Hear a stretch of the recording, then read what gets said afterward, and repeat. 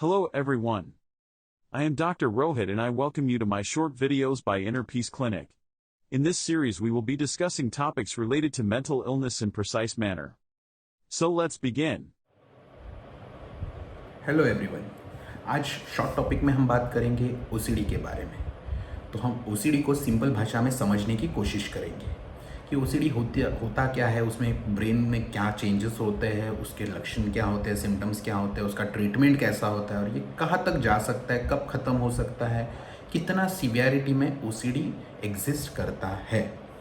तो चलो शुरू करते हैं। तो ओसीडी जैसे कि आपने सुना होगा, बहुत लोग बहुत कॉमनली ये वर्ड यूज़ करते हैं कि मुझे ओसीडी है, मैं ओसीडी हूँ या मेरे दोस्त को ओसीडी है। तो ओसीडी को डायग्नोस करने से पहले उसको समझना बहुत ज़रूरी है। तो ओसीडी जैसे आपको पता है, it's obsessive compulsive disorder. Obsession plus compulsion together forms a disorder. तो इन चीज़ों को हम अलग अलग से समझेंगे। ऑब्सेशन क्या है? तो according to definition, obsession is any irresistible repetitive thought, image और अर्ज जो आपको तकलीफ देती है, आप में एंग्जाइटी बनाती है, जिसको हम बोलते हैं ईगो डिस्टोनिक। ये ईगो डिस्टोनिक वर्ड क्या है, इसको समझना इतना भी डिफ़िकल्ट नहीं है। ईगो डिस्टोनिक मतलब जो चीज़ आपको तकलीफ देती है। इसको मैं क्यों समझा रहा हूँ, क्योंकि एक और चीज़ होती है जो कि ओसीडी की तरह लग सकती है, जो होती है ओसीपीडी, ऑब्सेसिव कंपल्सिव पर्सनैलिटी डिसऑर्डर, जिसमें क्या होता है ना कि चीज़ें वैसे ही होती है जैसे आपने देखा होगा। ओसीडी में चीज़ें होती है कि वो इंसान कुछ चीज़ें अपने तरीके से करता है, कुछ चीज़ें अपने तरीके से लगाता है, बार बार हाथ धोता है। ये सारा ओसीडी के सिम्टम्स कॉमनली देखे जाते हैं। वही ओसीपीडी में क्या होता है कि वो इंसान काम अपने तरीके से करता है, उसको परफेक्शनिस्ट बोला जा सकता है एक तरीके से, वो खुद से बराबर से काम करेगा। बट इसमें फ़र्क क्या है ना कि ओसीडी में ये थॉट्स की तकलीफ़ होती है, ओसीपीडी में वो अच्छे लगते हैं कि हाँ मुझे ये थॉट आया, मैंने इस तरीके से ये काम किया तो ये सही है और ये अच्छा है। तो उसे हम बोलेंगे ईगो सिंटोनिक। और ओसीडी में जो होता है वो होता है ईगो डिस्टोनिक, जिसमें तकलीफ़ होती है अपने थॉट्स की। अभी क्या होता है ना, जब इंसान ओसीडी का हमारे पास आता है तो कोई भी क्लियर कट सिम्टम्स लेके जनरली नहीं आता है। हालांकि कुछ पेशेंट्स आ जाते हैं, बट बहुत सारे पेशेंट कुछ और सिम्टम्स के साथ आते हैं। जैसे कि उनके मेन सिम्टम्स होते हैं, मुझे ना डॉक्टर साहब आजकल ओवर थिंकिंग हो रहा है, मुझे ना एक जगह पे ध्यान नहीं रहता है, मेरा फोकस कम हो गया, मैं एक ही चीज़ को बार बार सोचते रहता हूँ या रहती हूँ, मैं बहुत सारी चीज़ें रिपीटेडली करती हूँ, वो ना करूँ तो अच्छा नहीं लगता है। फिर जैसे जैसे हम हिस्ट्री लेते हैं धीरे धीरे पता चलता है कि ये जो बार बार करने वाली चीज़ें बहुत ही सिंपल वाली चीज़ें है, जैसे गैस के नॉब्स चेक करना, लॉक चेक करना, हाथ बार बार धोना कि गंदा हो गया हाथ धो के आते हो, गंदा हो गया हाथ धो के आते हो। तो ये सारी चीज़ें ओसीडी में आती है, ऑब्सेसिव थॉट्स में। अभी कैसे है ना, दूसरा कंपोनेंट है compulsive compulsion, which is nothing but compulsive acts. तो according to definition, compulsive acts are those acts जो ये ऑब्सेसिव थॉट को रोकने के लिए किए जाते हैं। तो ये कंपल्सिव एक्ट जो है वो ऑब्सेसिव थॉट्स के साथ आते हैं। तो ये कौन से एक्ट है कि जैसे थॉट आया कि गैस बंद किया है कि नहीं, जाके 10 बार चेक करना इस कंपल्सिव एक्ट। दरवाज़ा लॉक किया है कि नहीं, जाके 10 बार चेक करना इस कंपल्सिव एक्ट। हाथ गंदे हैं कि नहीं, जाके धोना इस कंपल्सिव एक्ट। तो ये जो पैटर्न होता है ये बहुत क्लासिकल पैटर्न होता है ओसीडी का। हालांकि ओसीडी हमें पता है सिर्फ इन 2-4 चीज़ों के इर्द गिर्द कॉमनली लोगों को पता है, बट ओसीडी में और भी बहुत सारे कंपोनेंट्स होते हैं। जैसे कि ओसीडी एक एग्रेसिव ओसीडी भी होता है, जिसमें एग्रेसिव थॉट्स आते हैं, जिसमें थॉट आता है कि मैं किसी को कुछ कर दूंगा, जैसे चाकू से वार कर दूंगा या किसी का एक्सीडेंट हो जाएगा मेरे हाथ से। ये थॉट आ जाते हैं बार बार। गाड़ी चला रहा हूँ, एक्सीडेंट होने के थॉट आए, गाड़ी नहीं चला पा रहा हूँ। रास्ते से चल रहा हूँ, मैं उसको मार दूंगा तो रास्ते पे चल नहीं पा रहा हूँ। तो ये हो जाता है ऑब्सेसिव थॉट्स और ये तकलीफ़ देने लगते हैं। फिर एक थॉट होते हैं ब्लेस्फेमस थॉट्स। ये होते भगवान के बारे में आने वाले बुरे विचार। ये थॉट्स इतने खतरनाक होते हैं कि वो इंसान बेचारा किसी से शेयर नहीं कर पाता डर के मारे। बट हम जब पूछते हैं तो बहुत बार वो बता देते हैं, हालांकि बहुत बार रो देते हैं। बट अगर आप में से किसी को ऐसा कुछ हो रहा है तो डरने की बात नहीं है, एक ओसीडी का प्रकार है, इसमें आप आपको कोई भी पाप नहीं लगने वाला है, आपका कोई भी नुकसान नहीं होने वाला है। आप बस बताइए अपने डॉक्टर को, अपने लोगों को, ताकि उसका सही इलाज हो सके। ये हो गए ऑब्सेसिव, जैसे मैं बता रहा था अलग अलग। उसमें और एक होता है सेक्सुअल ऑब्सेशंस, जिसमें बहुत सारे सेक्सुअल थॉट्स आने लगते हैं।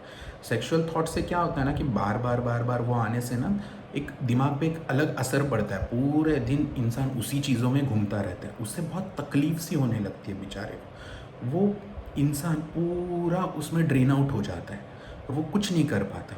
ऑब्सेशन के थॉट, ऑब्सेसिव थॉट रात में सोने जाने से पहले भी बहुत ज़्यादा बढ़ जाते हैं। इसलिए इंसान जब कंप्लेंट लेके आता है तो बोलता है आजकल नींद नहीं आती। पूछने पे पता चलता है कि बहुत सारे ख्याल आते हैं इसलिए नींद नहीं आती। अगर रात में नींद टूट गई तो नींद टूटने के बाद भी ख्याल आते हैं तुरंत, इसलिए वापस नींद नहीं आ पाती। तो ये हो गए कुछ साइंस एंड सिम्टम्स होते हैं ओसीडी के। ओसीडी के क्लासिकल साइंस एंड सिम्टम्स को अगर सम अप करें तो होता है रिपीटेटिव थॉट्स आते रहते हैं, जो कि कैटेगरी हमने डिस्कस की, उसमें से कुछ भी हो सकते हैं। वो आने के कारण वो फोकस नहीं कर पाता है, काम में मन नहीं लगता है, थोड़े डिप्रेसिव फीचर्स आने लगते हैं, नींद खराब हो जाती है। उसी के साथ में ये थॉट्स रोकने के लिए कुछ ना कुछ ऐड हो जाता है, जिसको हम कंपल्सिव एक्ट्स बोलते हैं। वो बहुत ही ऑड होते हैं। 1.5 घंटे तक नहाना, दिन में 15 से 20 बार हाथ धोना, बार बार चीज़ें जगह पे रखना, बार बार चीज़ें चेक करना, ये बहुत ऑड होता है, जो कि घर के बाकी मेंबर्स या फ्रेंड्स को दिखाई पड़ता है। तो इसमें फ्रेंड्स और फैमिली की हिस्ट्री भी उतनी ही इम्पॉर्टेंट हो जाती है। अभी क्या होता है, जब पेशेंट हमारे पास आता है तो हम हिस्ट्री लेने के बाद जब डायग्नोसिस बनता है हम उसको ट्रीटमेंट शुरू करते हैं। तो ट्रीटमेंट किस तरीके से होता है, तो कुछ स्केल से, जैसे वाईबॉक्स करके एक स्केल है, वो लगाने पे हमें सीवियरिटी पता चलती है। ये स्केल उस काम में आता है कि जब हम ट्रीटमेंट शुरू करेंगे, धीरे धीरे हम आगे बढ़ेंगे, तो उस पेशेंट कितना सही हो रहा है वो स्केल पे हम नोट कर सकते हैं। फिर ट्रीटमेंट में कौन सी चीज़ें आती है, तो एक होता है फार्मेकोलॉजिकल, एक होता है साइकोलॉजिकल थेरेपीज।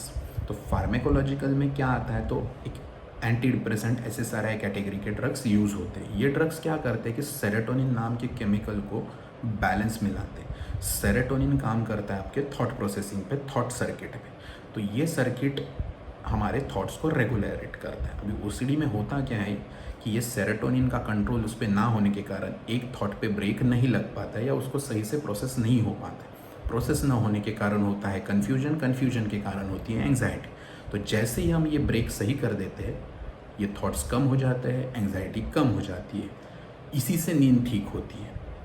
तो ये ट्रीटमेंट थोड़ा लॉन्ग टर्म चलता है, 6 महीना 1 साल उसको लेना पड़ता है। उसके बाद आपके डॉक्टर की सलाह से ही उसको कम करना है। एकदम से कोई भी गोलियां बंद नहीं करनी है, धीरे धीरे धीरे कम करके देखते हैं डॉक्टर। अगर सही रहा पेशेंट तो ऑफ मेडिसिन हो सकता है, बट अगर पेशेंट एक गोली पे ठीक नहीं होता है तो गोलियां बढ़ सकती है। तो इसमें डॉक्टर की को गलत मत समझना।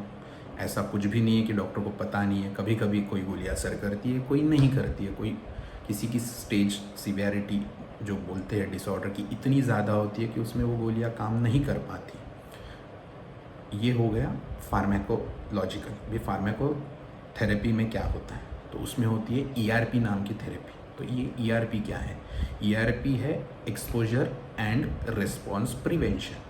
तो समझो आपको OCD है हाथ धोने की, आपको लगता है कि हाथ में गंदगी लगी है, तो ये थेरेपी में ये होता है कि हाथ में आपको कुछ ना कुछ गंदा लगा के बिठाया जाता है और टाइम नोट किया जाता है। ये रिपीटेडली करने से आपका जो सस्टेन करने का लेवल है वो बढ़ते जाता है। तो आपको उस चीज़ को एक्सपोज किया जाता है और उससे आने वाला जो रिस्पॉन्स है उसको प्रिवेंट किया जाता है। और इस तरीके से आपके ब्रेन को ट्रेन किया जाता है कि अगर कोई थॉट ऐसा आता है तो इस तरीके से उसको, उसका जो कंपल्सिव रिस्पॉन्स है उसको आपको प्रिवेंट करना है। तो ये हो गई ट्रीटमेंट की बात। अभी OCD एक ऐसी बीमारी है कि जो कभी कभी तुरंत सही होती है, कभी वो थोड़ी लंबी खींचती है, कभी कभी इतनी लंबी खींचती है कि उसमें थोड़े साइकोटिक सिम्टम्स घुस सकते हैं। तो ये सब पेशेंट टू पेशेंट वेरी करता है। तो ऐसा नहीं कि आपके किसी दोस्त की OCD ट्रीटमेंट सिर्फ थेरेपी से या सिर्फ मेडिसिन से ठीक हो गया तो आप भी होंगे, या आपका हो गया तो वो भी होगा। सब पेशेंट्स अलग होते हैं, सबका बायोलॉजी अलग होती है, सब पेशेंट अलग अलग तरीके से रिएक्ट करते हैं। तो इसमें किसी को भी गलत नहीं समझना है, कोई भी डॉक्टर को गलत नहीं समझना है। जो भी तकलीफ होती है बताना है। आप जितना शेयर करोगे उतना डॉक्टर आपको हेल्प कर पाएंगे। ये हो गई ट्रीटमेंट की बात। अब OCD को सीरियसली लेना है या नहीं लेना है, तो यस, ओसीडी को बहुत सीरियसली लें, क्योंकि ओसीडी ऐसी बीमारी है कि उसको अगर ध्यान ना दो तो वो कॉम्प्लिकेट होगी, उसको तकलीफ़ आपको बाद में की लाइफ में सहनी पड़ेगी। तो इसलिए ओसीडी पे पूरा ध्यान दो। थोड़ा भी कहीं पे सिम्टम लगता है तो नियर बाय साइकेट्रिस्ट से मिलो, वो जो कोई सलाह देते हैं वो लो, उसकी ट्रीटमेंट कंप्लीट करो, जिससे क्या होगा कि बीमारी है तो है, उसमें कोई हमारी गलती नहीं है। अगर किसी को डायबिटीज़ हो जाता है तो वो ये नहीं बोलता कि मुझे क्यों हुआ, तो वैसे ही ओसीडी हो सकती है कि अगर होती है तो होती है, उसकी ट्रीटमेंट लो। मेडिकल साइंस एडवांस हो गया, ट्रीटमेंट लेके अपने लाइफ को जितना नॉर्मल रख सकते हो उतना रखो। क्या होता है ना, मेंटल हेल्थ को आप अगर सही रखोगे तो ऑटोमेटिकली फिजिकल हेल्थ बहुत अच्छी रहती है, आपका परफॉर्मेंस बहुत अच्छा रहता है, लाइफ बहुत अच्छी रहती है। तो to stay happy always stay pay attention to your mental health, उसका आप सही से इलाज करा के लो। अगर आपको इसके बारे में और भी कोई जानकारी चाहिए तो डिस्क्रिप्शन में दिए हुए नंबर पे कॉल कीजिए, मैसेज कीजिए, आपको जानकारी दी जाएगी, या मेरी वेबसाइट डिस्क्रिप्शन में है, वहाँ पे जाके चेक कीजिए, वहाँ पे आपको और भी थोड़ी इन्फॉर्मेशन इस पे मिल जाएगी। और इस वीडियो को अपने दोस्तों के साथ, फ्रेंड्स के साथ, या किसी को सही में ज़रूरत है उनके साथ शेयर ज़रूर करना। Thank you, good bye. Thank you for staying tuned with us. We will continue making more and more video of this kind. And for more information you can also log into www.drohitdeshmuk.in. One last reminders. Please don't forget to like, share and subscribe our